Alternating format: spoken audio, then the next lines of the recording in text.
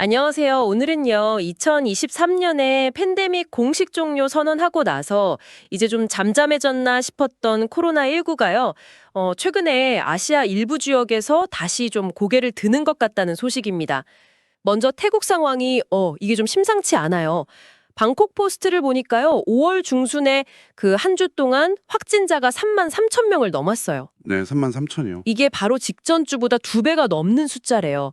특히 방콕에서 확진자도 많고 입원 환자 수도 눈에 띄게 늘었다고 하고요. 네, 근데 여기서 좀 흥미로운 지점은요. 정부는 크게 우려할 상황은 아니다. 뭐 이렇게 발표를 하는데 현지 의대 교수님은 아니다. 11주 연속 확진자가 늘고 있고 이러다 다음 주엔 또 2배가 될 수도 있다. 이거 최소 3개월은 유행이 갈 거다.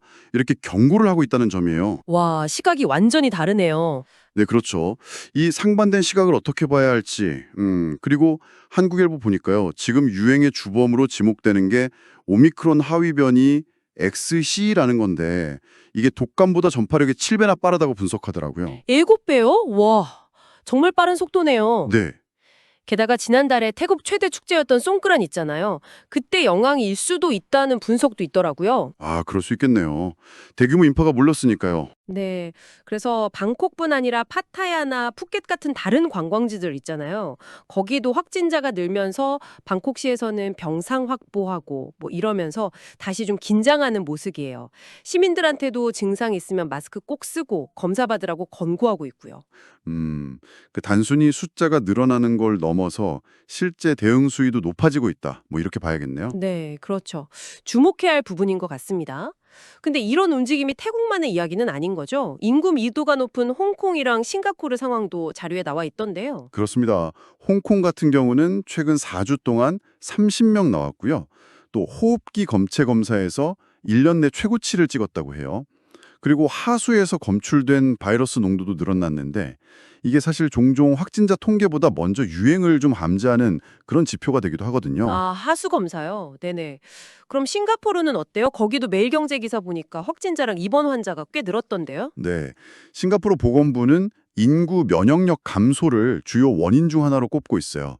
시간이 지나면서 백신 맞았거나 자연 감염으로 얻었던 면역 효과가 좀 떨어지고 있다. 뭐 이런 분석이죠. 아, 그럴 수 있겠네요. 시간이 꽤 흘렀으니까요. 네. 다행히 뭐 지금 유행하는 변이가 특별히 더 치명적이다. 이런 증거는 아직 없다고는 하는데요. 근데 좀 걱정되는 건 과거 팬데믹 초기에 백신 접종률이 상대적으로 좀 낮았던 곳이잖아요. 홍콩이랑 싱가포르가. 아, 맞아요. 그랬었죠. 그래서 이번에 다시 백신 관련 논의가 좀 불거질 수도 있다. 이런 우려도 나오고 있습니다. 뭐 인근 말레이시아나 베트남 같은 나라들도 다시 마스크 착용 권고하고 백신 접종 독려하고 약간 경계하는 분위기고요. 그렇군요. 이렇게 다시 좀 방역에 신경 쓰는 분위기인데, 근데 또 연합뉴스 기사를 보니까요. 태국 치앙마이에서는 정말 좀 의외의 현상이 나타나고 있더라고요. 올해 초에요. 치앙마이를 찾은 한국인 관광객 수가 중국인 수를 넘어섰다는 거예요. 네, 한국인이 중국인보다요? 네, 작년엔 중국인이 압도적으로 1위였거든요. 근데 이게 뒤집힌 거죠. 이건 어떻게 봐야 할까요? 이거 참 흥미로운데요. 이게 아마 여러 요인이 좀 복합적으로 작용한 결과로 보여요. 일단 한국이랑 치앙마이 직항편이 늘어난 거, 그리고 겨울철에 거기가 날씨가 상대적으로 선선하잖아요. 네, 맞아요. 겨울에 많이 가시죠. 그런 직접적인 매력도 있었겠지만 좀 더 큰 그림에서 보면 코로나19 이후에 중국 관광객 회복세가 아직 좀 더딘 점이 있고요. 그리고 치앙마이 현지에서 뭐랄까 중국 의존도를 좀 낮추고 한국이나 다른 시장을 좀 적극적으로 공략한 전략 같은 거. 그런 게 좀 맞물린 결과로 풀이됩니다. 아, 현지에서도 노력을 했군요. 네. 태국 GDP의 한 12% 정도가 외국인 관광에 의존하거든요. 다시 말하면 방역 우려가 높아지는 와중에도 실제 여행 패턴은 뭐 항공 노선이라든지 마케팅 같은 다른 요인에 의해서 이렇게 확 바뀔 수도 있다. 이걸 보여주는 사례 같아요. 그렇군요. 전염병 상황이랑 실제 사람들의 이동 패턴이 꼭 같이 가는 건 아니라는 점이 참 재밌네요. 네, 오늘 살펴본 자료들을 이렇게 쭉 조합해 보면요. 결국 코로나는 사라진 게 아니라 뭐랄까 풍토병처럼 우리 곁에 계속 남아서 면역력이 좀 떨어지거나 새로운 변이가 나타나거나 아니면 뭐 손가락 같은 대규모 행사가 있거나 이런 조건들이 좀 갖춰지면 언제든 다시 확산될 수 있다는 걸 보여주는 것 같습니다. 특히 여름철에도 재유행이 얼마든지 가능하다는 점을 좀 시사하는 것 같고요. 네. 혹시 해외여행 계획하고 계신 분들이라면 특히 태국처럼 한국 분들이 많이 찾는 지역의 최신 상황 변화는 꼭 한번 확인해 보시는 게 좋겠습니다. 또 개인 방역 수칙 같은 것도 다시 한번 점검해 보는 계기가 될 수 있을 것 같고요. 맞습니다. 전 세계적으로 이동은 계속 늘어날 거고 또 시간이 지나면서 면역력은 자연스럽게 좀 약해질 수 있는 상황이잖아요. 이런 상황에서 이런 국지적인 재유행은 앞으로도 계속될 가능성이 높다고 봐야겠죠.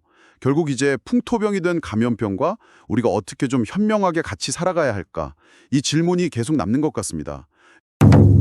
오늘은 평소와 다른 스타일로 영상을 만들어 봤는데요.